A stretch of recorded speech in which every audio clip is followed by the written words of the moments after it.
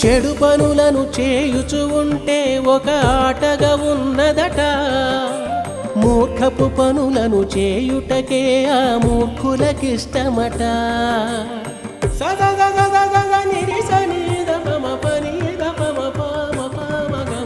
చెడు పనులను చేయుచు ఉంటే ఒక ఆటగా ఉన్నదట, మూర్ఖపు పనులను చేయుటకే ఆ మూర్ఖులకిష్టమట. అందులోనే ఆనందమున్నదని, అందులోనే ఆనందమున్నదని ఆనందిస్తారట, అందులోనే మా అంతమున్నదని తెలియదు వారికట, తెలియదు వారికట.